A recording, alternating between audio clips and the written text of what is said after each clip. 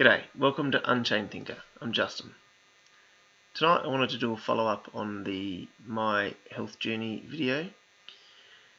I wanted to discuss a few extra of the detox methods that I used, and also some of the remedies for things. So in that video I actually mentioned the pityriasis versicolor rash that I had in my sort of, my trunk. So my armpits down my trunk, and then also it was around my groin area, and I had that for years. So I wanted to discuss the remedy for that, and a few other key elements to the holistic approach. Again, there's no quick fix. To recap, there is, from my understanding, and now again here's the disclaimer, I'm not a medical professional and this is not medical advice.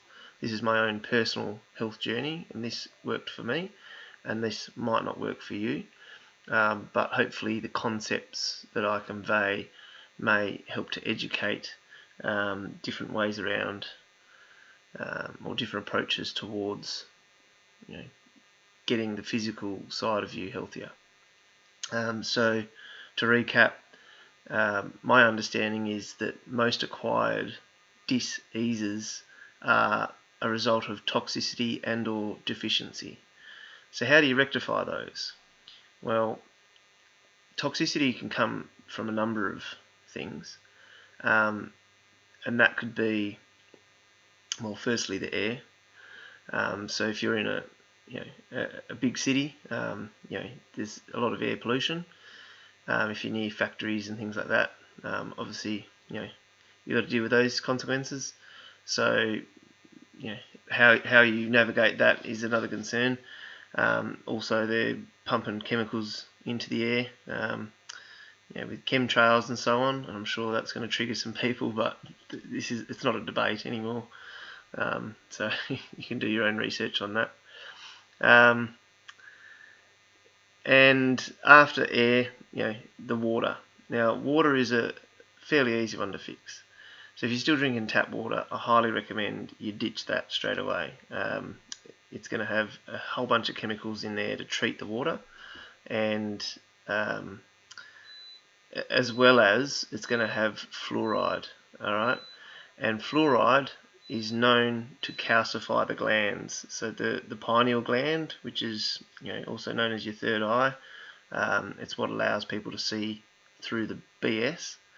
That gets calcified, like basically gummed up, and prevents people from seeing the truth when it's right in front of them. That's how you get to a brainwashed society, and a chained up, boxed up thought process. So there's plenty of studies that are sort of proving this. Just do a little bit of research on what fluoride's, what's going on there. It makes people docile, infertile. Like I said, it calcifies your glands. It's just a toxic heavy metal that the body can't use, can't do anything with. So it's toxic. So get a water filter, or reverse. I use personally a reverse osmosis water filter. I can't recommend it highly enough. There's people out there going to say, oh, but you're taking everything out of the water, including the mineral. Well, you should be getting your minerals and your nutrients from your diet. So if you're going to come to me and tell me that my completely clean water is harmful to me, then good on you. But it works for me. So reverse osmosis water filter. After those, air and water, obviously you've got your food. So food is essential here to ditch processed foods. Right? Deep fried foods, processed, sugary foods, fake food that's like a food-like substance. If it's got a really long shelf life, then it's probably going to shave off your life. Okay, so you need to be ideally eating organic and whole plant foods where possible, and preferably sourcing meat and animal products from reputable sources. So if the animals are being tortured, then that is carried through in the meat, in the blood. So that's going to have an effect on your body. The energy that brings. I know that sounds a bit wishy-washy to people, but there's plenty of studies that are proving these sorts of phenomena where the fear is embedded in the cells. So there's studies that show, even with water, water can be frozen. If someone, there was a study done where somebody spoke negative comments and hateful, hurtful things into one source of water, and then froze it, and spoke love and affection and gratitude and all positive things to another water, and the frozen water molecules, I guess, were much nicer for the positive ones. I know that just sounds really far-fetched and odd, but water, I think there's a lot of study in the field now because it's very interesting, and it carries memory. Water carries memory, and everything in life is connected. Even science is starting to get on board with this. It's not philosophical new age sort of crap. This is getting to a point where scientists aren't able to come to any other conclusion than this life force and energy that connects everything. So, like I said, whole plant foods, preferably organic, unmodified foods, and the same with the meats. If it's coming from a reputable source, the animals haven't been tortured, they're not treated with antibiotics and all sorts of chemicals and drugs that are going to get stored in the meat and then make their way into you. That's preferable. So ditch the fatty foods and the processed sugars and all of that. So again, I'm not a dietary professional. Those things make sense to me, and they've worked for me. Does that mean I never have a sugary bicky or some chips on a plate with a meal if I go out or something like that? No, I'm not 100% of the time hard and fast about it, but I know that that's going to cause a level of dis-ease for me within a day or two. So you sort of weigh everything up. But balance is what we're looking for here. So when I did my detox diet, I sort of came across this idea that I'd been so unbalanced that to balance everything, I had to flip the scales, right? So I couldn't just start eating I was so toxic and so deficient that I couldn't just start having a natural sort of balanced diet and expect it all to go away. I had to balance the scales by going very extreme and doing, if you watch my other video, the 2.5 month banana fast. So look up banana fasts as well. So I wasn't sort of hell bent on necessarily just doing a banana fast. I hadn't read I need to eat bananas. All these people have said banana fast. I hadn't actually come across any of that. I since have, but this is 5 years ago that I did that. And what the reason I came to do bananas is really I'd actually just decided on a fruit fast. When I say I was eating just bananas, if you watch my other video, I was having a small amount of watermelon and a few grapes and the occasional piece of dark chocolate just to keep sane. But it was extremely dark chocolate, like 90% upwards. And I'd have like a piece maybe every 2 days, like a small piece. So it would have been a very small amount of processed sugar in there. But what I've since discovered that cacao is actually like jam-packed with nutrients. And so if you're craving chocolate a lot, often that's a sign that you're deficient in numerous probably nutrients. So cacao is like it's like packed up, like nutrients like galore. So that made sense as to why I was craving that. But I digress. So I wasn't hell-bent on doing a banana fast. I was hell-bent on doing a fruit fast because I wanted to get that high nutrient, low calorie, and give myself back a fighting chance. Not only that, but fruit is really easy to digest. So your digestive system, I think it's something like 16% of your energy per day goes to digestion. So I wanted to bring that workload down and make it something that's really easy to process. Now, I'm sure there's people that find it really hard to process fruit. It causes issues and so on. So again, this isn't a one-size-fits-all. This is just my journey and what worked for me. And it may help you to understand the body's processes, or it may be just what you need. But that's up to you. And I always advise people do things in a controlled way, and it's probably the best idea if you seek some sort of help from someone with a lot of experience in one of these areas, like dietary needs, or somebody that's done detoxing for professional, in a professional way, or something like that. Anyway, that's really my disclaimer, to be fair, because I don't want to get pulled up here. But bananas is what worked for me because they were more filling than a lot of other fruits. So the idea was to give my body almost just one type of food to eat. Now, what went along with bananas was kombucha for me. I was also drinking kombucha, and so kombucha is obviously a probiotic, so it gives you, the idea is that it colonizes your gut with the right type of bacteria in order to bring balance, but bacteria need a food, and bananas happen to be a prebiotic, so they are a food source for probiotics. So to me it made sense to consume kombucha as well. On top of kombucha, I was drinking herbal tea, so I ditched caffeine. Obviously, being a diuretic, it's pushing things through.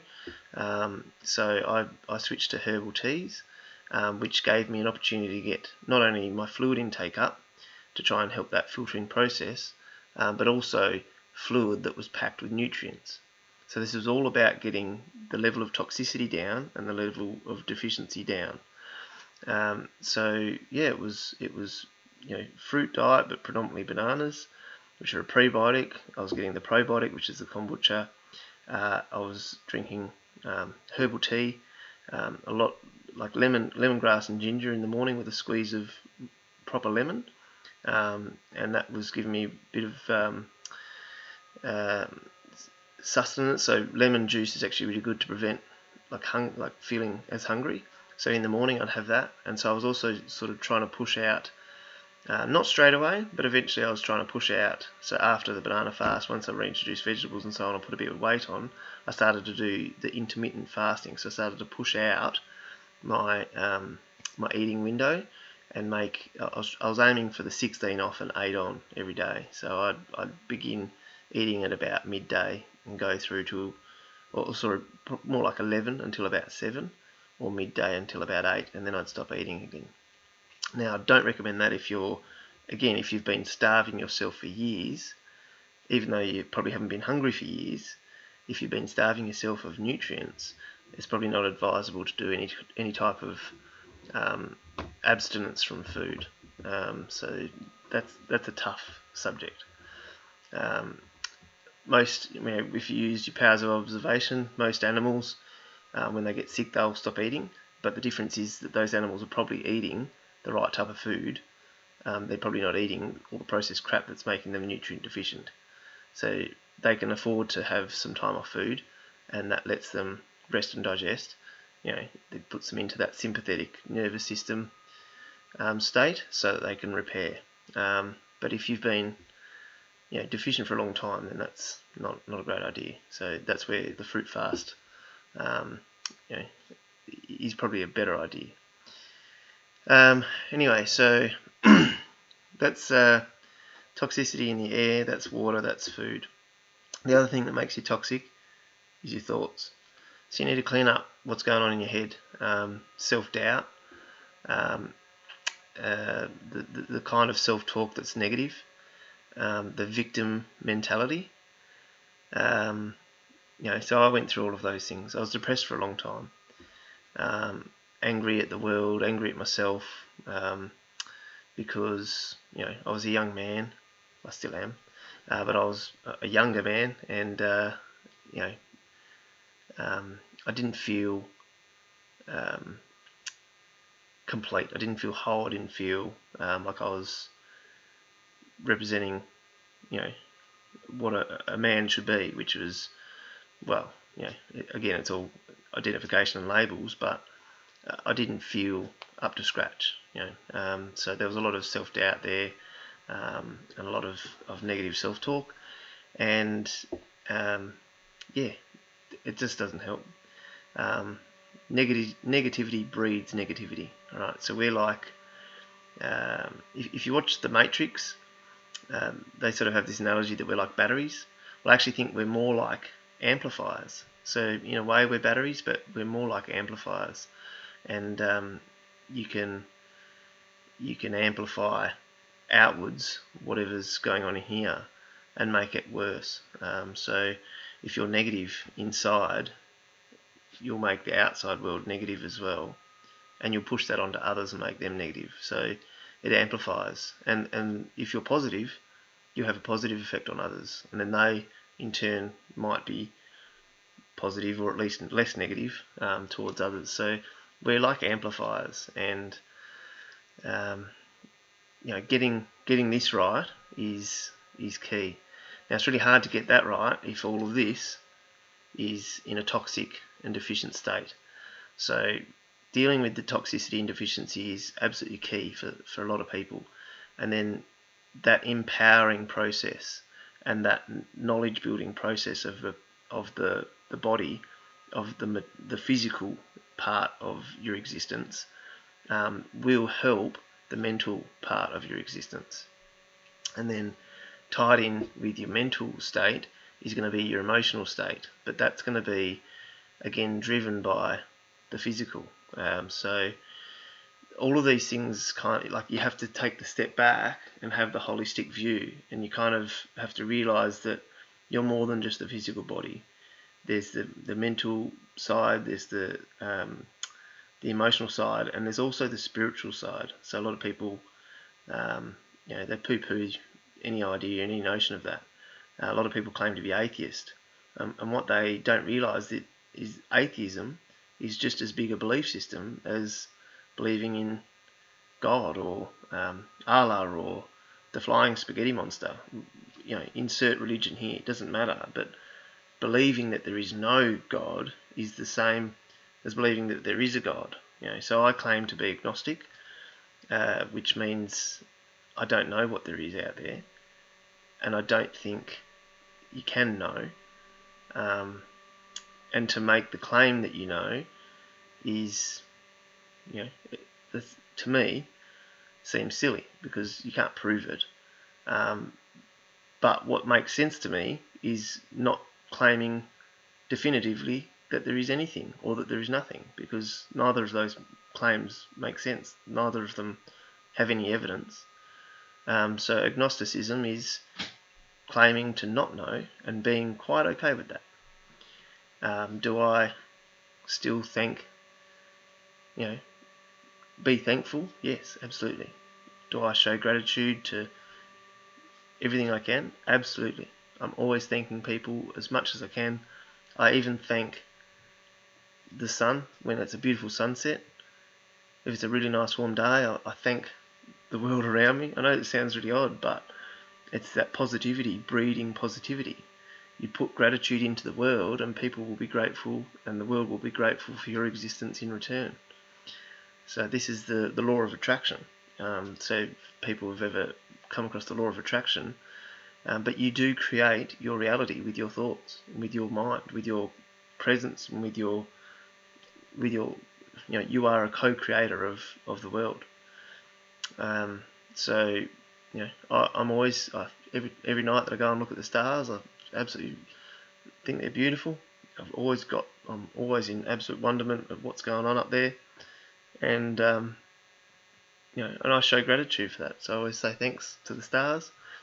Every time I fill up my water urn with a new batch of reverse osmosis water filter water, I say thank you to the water and tell it positive, happy things. Tell it, you're awesome. Thank you so much for making me whole. Anyway, I know that sounds silly, but it's this whole connectedness with everything, and that's the spiritual side. So it doesn't matter what you want to call it. You call it whatever you like. The ether, the one, the source. You can call it God if you want. Flying spaghetti monster. It doesn't matter. But being thankful to everyone that you meet, because you can learn something from everyone. Anyway, so toxicity and deficiency, got to get them down. You've got to get your body back into balance. That means, like I said, the air, the water, the food, the thoughts, and then the spiritual and emotional side of your being.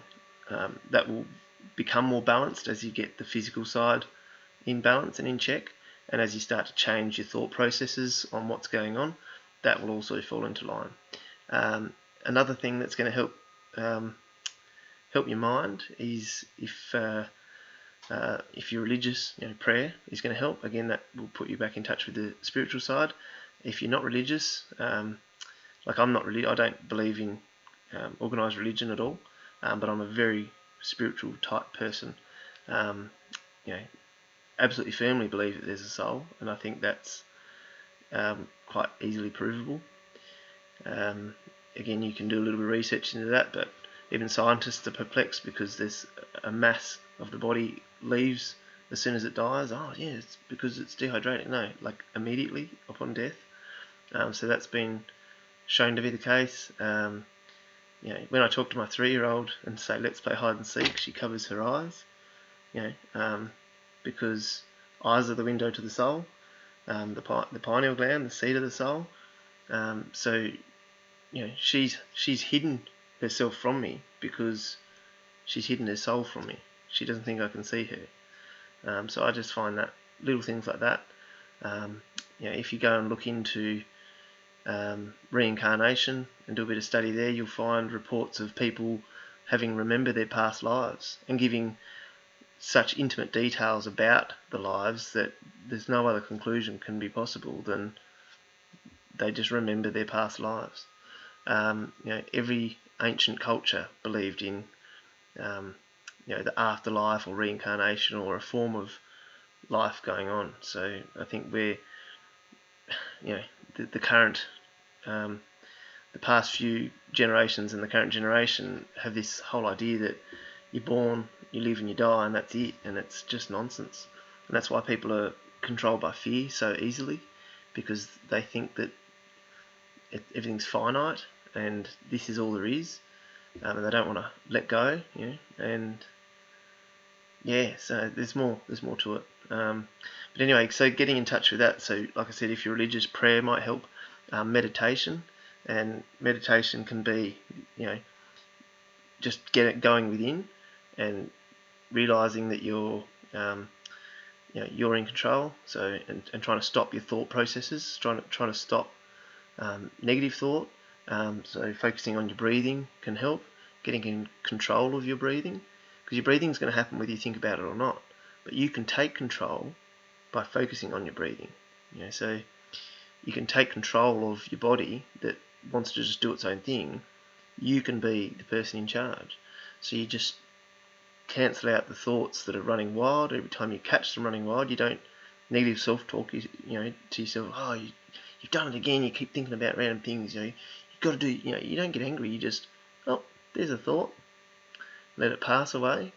Center yourself back to your breathing. So that can help.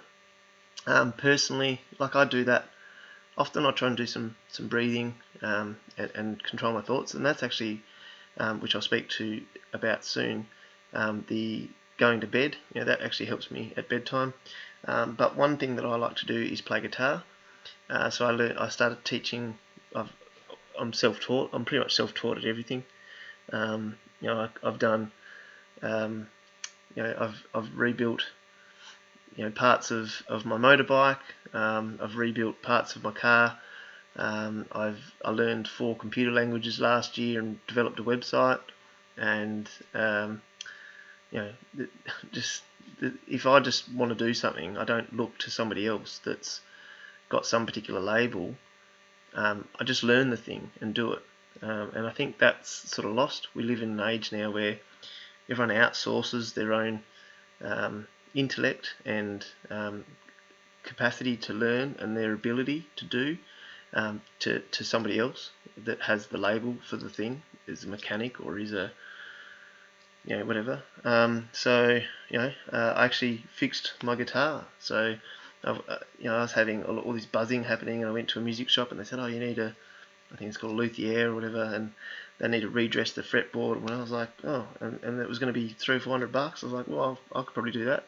So I stripped the whole thing down and taught myself how to redress everything and level it all out. And see, you can learn things out of necessity quite easily, but a lot of the time you just have to have the motivation to do it, and the willingness to not outsource common sense, reason, logic, intellect, ability. You've got the capacity to do these things. It doesn't always have to be the person with a label that does it. So for me, guitar is fantastic. Not only is it shuts all those thoughts off that stops that mind turning, but it gets you in touch with your creative side. So a lot of people in our current generation are, they live in the left hemisphere of their brain, which is the logic for most people, but it's the logic and the reasoning and the intellect, and they don't dwell in the right hand side, which is your creative side. It's creative, it's love, it's there's just getting in touch with both sides. So of course you always need to have logic and reason. We live in a physical existence. That's the experience we're having. So you need to have a firm grasp on the objective reality, but you also need to be able to push yourself into the subjective realm. So anyway, that's physical, mental, emotional, spiritual. Check all those things. Now back to my journey. So fruit fast. Now when I was doing that, like I said, herbal teas. I was actually doing bentonite clay. So every single day, often twice a day, I would have like a big glass, like a decent sized glass of bentonite clay. So that'd be like a good couple of heaped teaspoons in some water. Again, reverse osmosis water, and give it a really good stir, and you just drink it down. And it's obviously earthy because it's clay, it's earth. But bentonite clay is food safe, and it has this amazing ability to bind, especially to like heavy metals and things, but to bind toxins and allow them to be excreted through your fecal matter. So if you've got gut issues, absorption issues, so obviously if we're trying to get toxicity and deficiency down and get nutrients up, then you need a good digestive system. So if you're not absorbing, which a lot of people with gastrointestinal tract issues, so if you watch my past video, I was diagnosed, I shouldn't say I have because I don't have, but they diagnosed me with Crohn's disease, which is obviously irritable bowel disorder, but often accompanied with that is malabsorption. So you can't absorb foods correctly and absorb all the nutrients out of those foods. So that's an issue if you're obviously trying to get your nutrients up, but you can't absorb them. Well, what do? So that's where the banana fast, which is an alkaline food, it gives you it reduces that toxicity, because a lot of people are probably eating too many acidic foods, and so you go alkaline foods, and that will help reduce that toxicity. But it's also very calming to the gut lining, so it gives it a chance to rest and repair. And then the bentonite clay is pulling toxins that are embedded in that gut lining and in the cells to do with the gastrointestinal tract. It will pull toxins out, bind, and allow them for excretion. So bentonite clay, very, very handy. There's certainly other things you could do. So charcoal is also a good way to go. I didn't particularly use charcoal, but I wasn't against using it. I happened to go this way, and it was working for me, so I stuck with that. And I'm sure there's plenty more. But things that help to bind up toxins and pull heavy metals from calcified glands, for example, the fluoride out of your pineal gland and so on. So there's certain things that are going to help for that. So if you're in quite a toxic state, then researching those sorts of things is probably going to help you. Now, what else did I do diet-wise?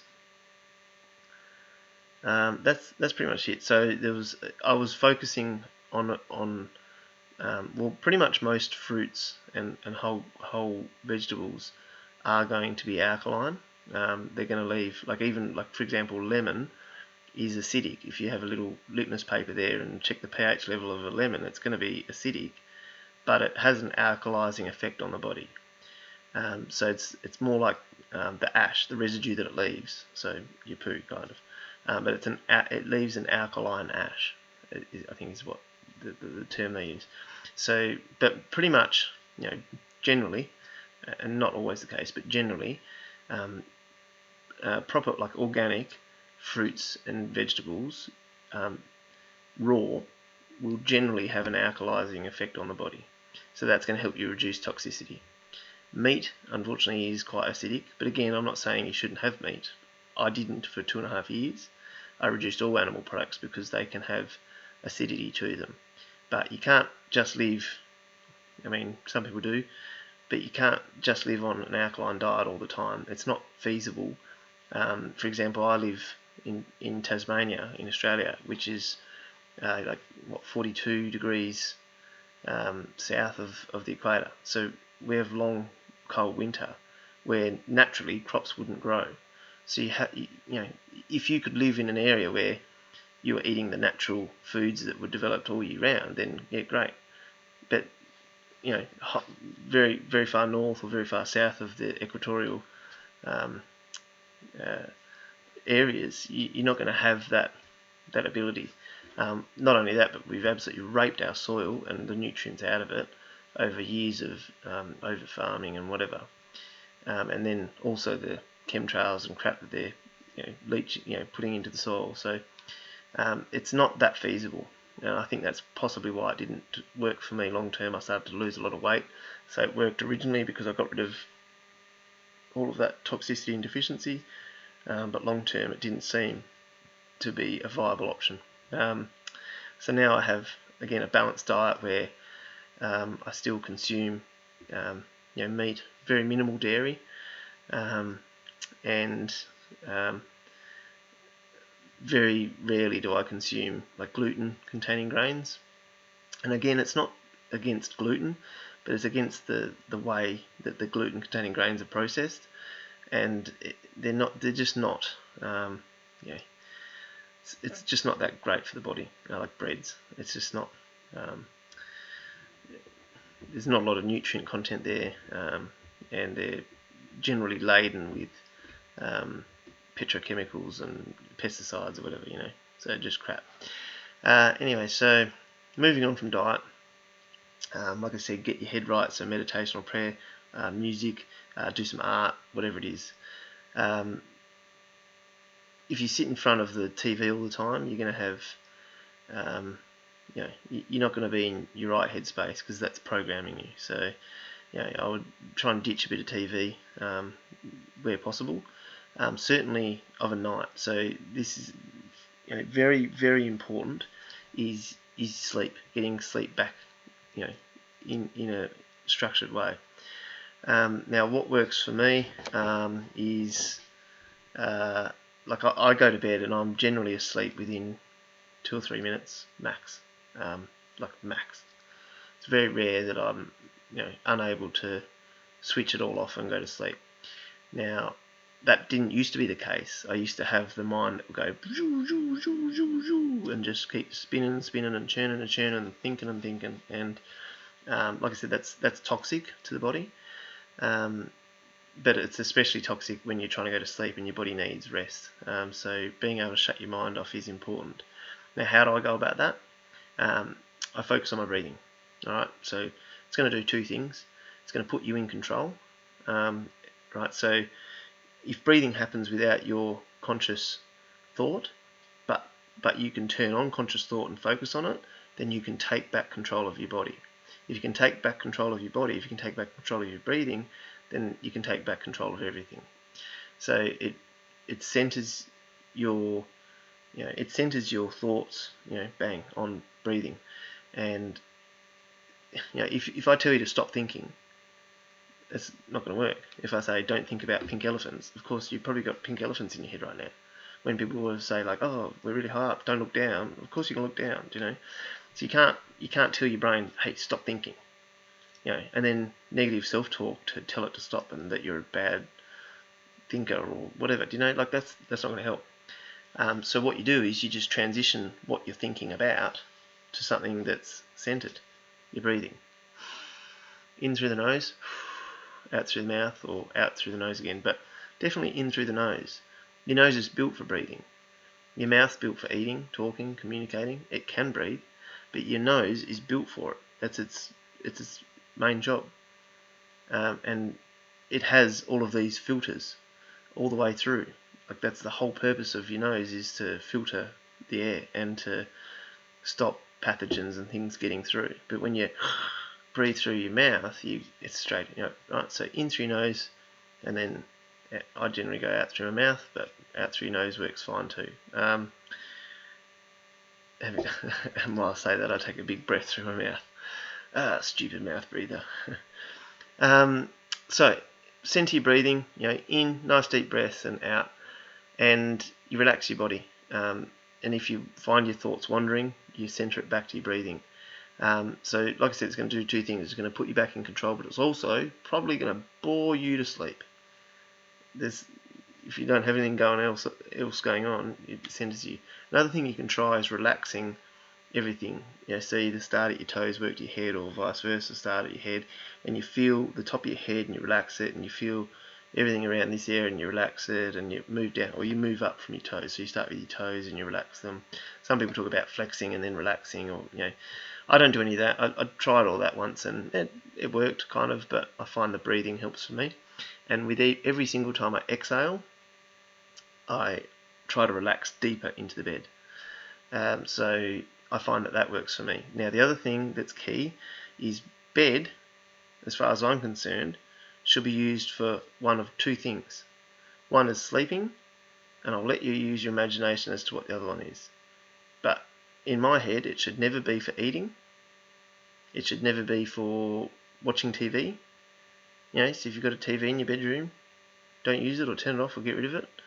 But if you eat in bed or watch TV in bed, if you use bed as a chill out, like look, if you're in a share house and you've got your bedroom only, that's where you live, then you have to try and tweak the rules to suit you. But if you've got a perfectly good lounge room with a TV, then that's where you watch the TV, and bed is where you rest, or the other thing that we don't need to talk about. I'm sure you can figure out what that is. With somebody else though. Anyway, the reason being is my brain, when I go to bed now, associates it as either that time or sleep time, and you'll know if it's go time with your partner. Generally, you'll get the message. You'll know where you stand with that, and so your brain immediately knows which mode to be in. But if you constantly go to bed with, say, snacks, or you go and watch TV for an hour, your brain doesn't associate bed with anything. It's just another chill out place. So it's like the habit that forms behind it. The intention of bed. All right, my intention of bed is, hey, it's time to go to sleep most of the time. So yeah, get rid of like doing snacking and chilling out in your bed like as a chill out zone, or the other thing for sleep time. So the getting to sleep is like I said, there's a few ways you can do that. But generally, it comes back to like centering your thoughts, meditating, not letting them wander. If you find them wandering, you don't self-talk yourself and tell yourself you shouldn't be doing that. You just bring it back to something, like breathing, for example. So that's all well and good, but the other thing to be aware of is your brain's probably going to be doing that if you watch TV all the way up until bed. So even if you're not watching TV in bed, if you're in your lounge room and you watch TV to say, or even just not necessarily watch TV, but you're on your laptop or you're on your phone, that blue light is giving you the wrong signals. That's telling your brain it's go time, it's daytime. It's not letting it wind down. So TV in particular will put you into the wrong brainwave state, and that's not conducive for sleep. So it's just the repetitive lights and the repetitive flickering of the image. It will put you into like a trance state, and that's not conducive for sleep at all. So if you're watching TV all the way up until bedtime, you're probably going to have a real hard time going to sleep. So there's no quick fix. People might go, yes, there is. It's called Valium. Well, that's not a quick fix. That's a long-term disservice to yourself, because you're going to become reliant on that, and that's going to have its own myriad of problems later on your health.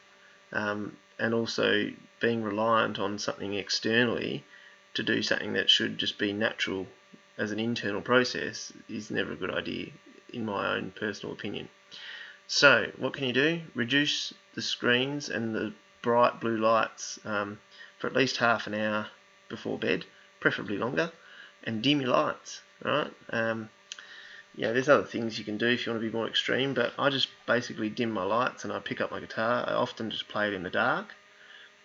Once you've played an instrument, don't go getting a trumpet or something that's going to keep everyone else up. But if you've got a quietish instrument, or you can play a particular, don't obviously get a set of drums. And it's probably, there's probably ways you could do that, anyway, getting off the point. I play my guitar, it's an acoustic guitar, I can play it lightly. I still get a message every now and then, you're too loud, oops. But I can generally play it quietly, and I've been playing long enough now that I can fiddle around with it in the dark. So I can play, I know my hands, muscle memory's just kicked in.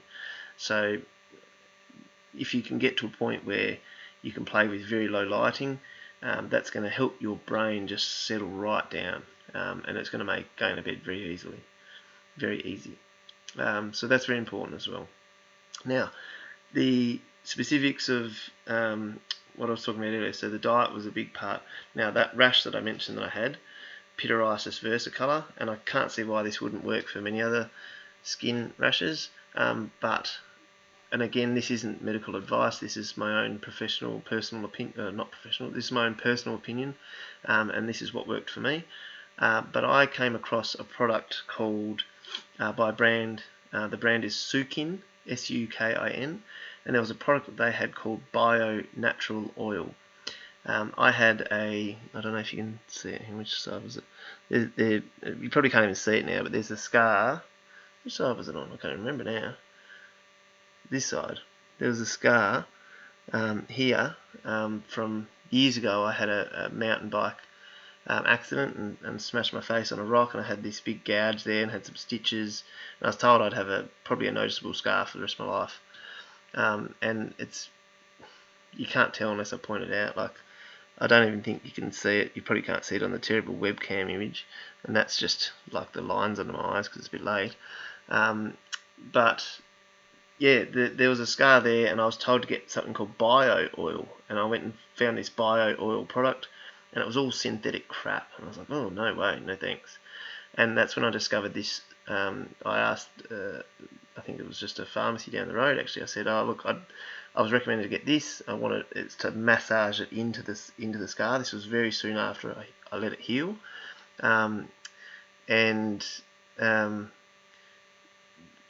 They showed me this Sukin brand of products, and they said we've got one called Bio Natural Oil, and I had a look, and it's all plant-based ingredients. So I gave that a whirl, and I would massage that into the cut every morning and night. I did that for like 6 months, 9 months or something, and it was basically just like it just really worked. It cleared it all up, and stimulating the scar tissue allowed it to regenerate. And because I was on this at the time plant-based diet, I had, high nutrients, my cells were just wanting to regenerate in a healthy way. So this scar cleared up. You can barely tell it's there. It was a big gash. Anyway, I was thinking one day, I was looking at this oil and massaging it, and I'm like, I wonder. And I was thinking about my skin, and that it's basically the same as your gut in that it's got its own biome of bacteria.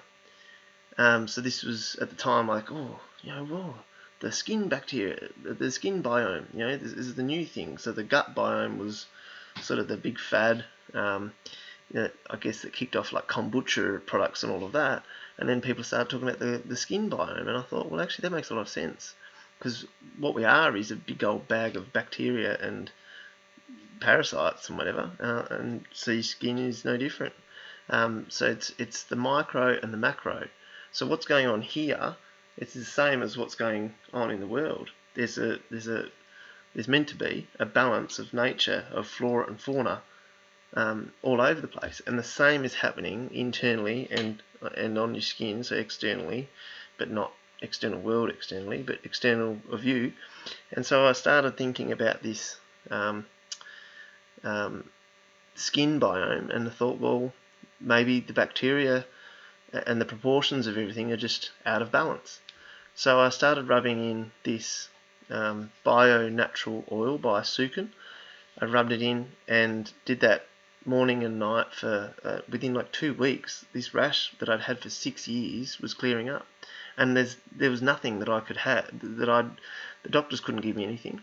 I think my rheumatologist, when I was seeing one of those for my back originally, said to try an anti-dandruff product called Sun, and rub that in every day, and it was months and months and months, and it would start to slightly fade, but my shower was like yellow constantly because of the chemicals in this thing, and like it was just, I don't know, it was a lot of effort, and it just wasn't really going, and that was months and months and months. And every time I think I'd have some success and it would start to fade away, I'd keep putting this stuff on, and for longer, like a month longer, and then it would all just come back like very quickly. And so I didn't see that, like it was, I didn't see that sort of working.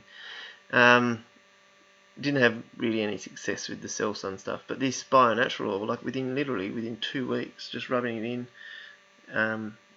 it was like just about gone. So I kept going for another week or two, and then I'd sort of stopped, and then I noticed like one or two dots appear maybe a month after that, and so I did the oil again for another week or two, and it just went away, and that was it.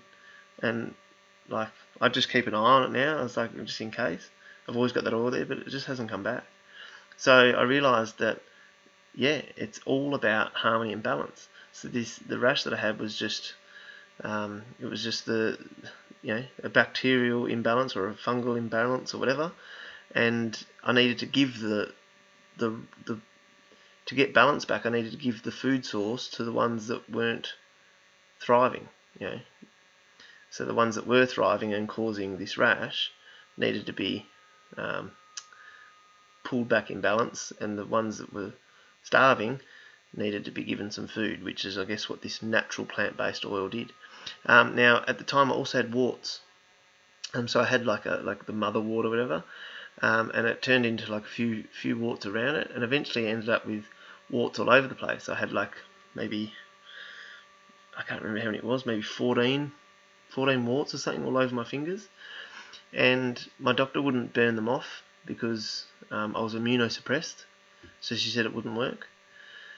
And she's like, oh, the water off stuff's not going to work. We can't freeze them off and burn them off, whatever it is. So anyway, I ended up using, and I had them for years and years. Now, interesting about warts, before I tell you how I fixed them, is we always think of warts to be associated with witches, and what I find curious, a little bit sort of almost amusing, is the root word for, or the word pharmacy, the root word is pharmakia, which from memory translates to like witchcraft, potions and things like that. So I found that interesting. I was on medication for a long time. I was taking pharmakia.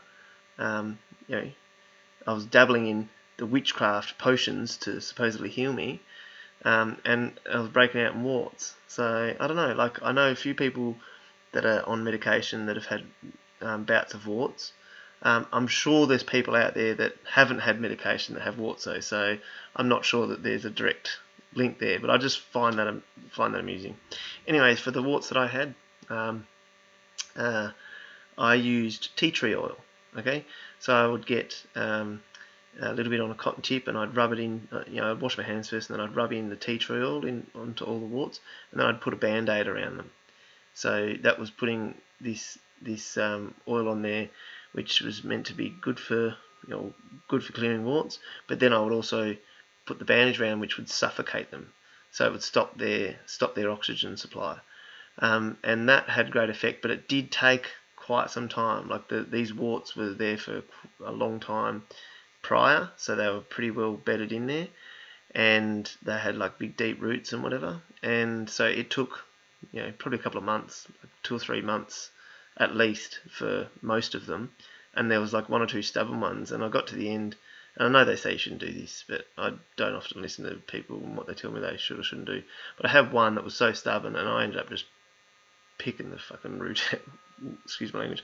Picking the bloody, probably get censored now. I just picked the root out of that last one. It was just so stubborn. So I had a little bleeding hole there for a while, and that sort of stung. And then I would put tea tree oil on it as well. I don't think on the first day though, so I let it settle for a bit. But yeah, that worked for my warts. Let's see, did I have any other? So yeah, and for my back, like I said, I started seeing a chiropractor. So I've seen physiotherapists in the past, and I've seen osteos, but sort of what I realised is that I'd had some back damage.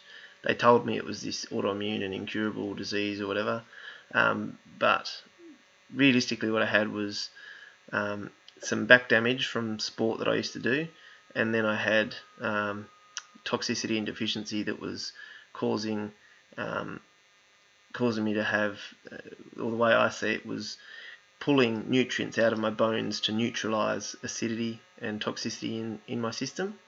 So it was making my bones weaker and causing pain in the joints in that way. And the joint inflammation that I had was just purely based on toxicity and deficiency.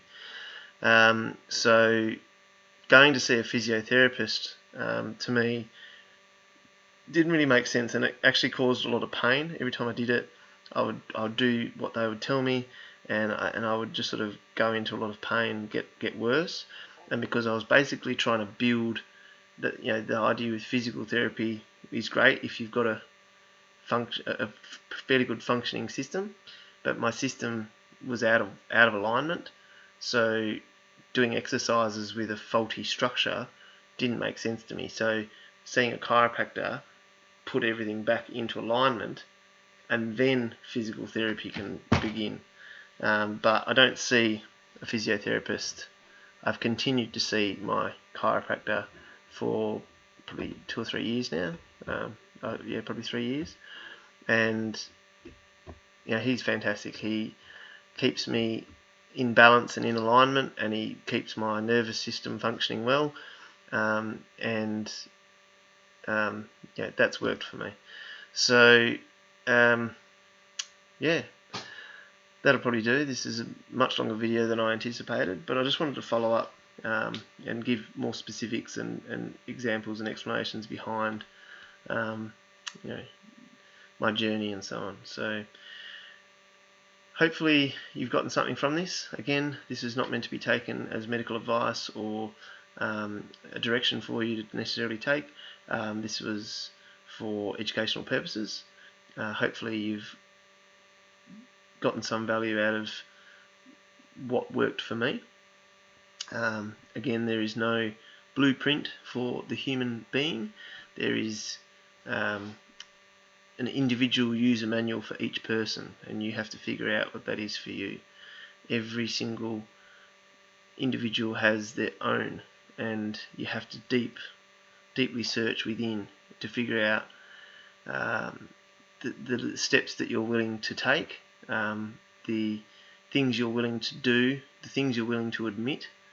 So if you're still playing the victim mentality, it's going to be really hard for you to heal. If you're still looking for answers or some sort of quick fix that's outside of yourself, it's going to be really hard for you to heal. True healing comes from within. Anyway, have a good night, and I hope you enjoyed this video. Thanks.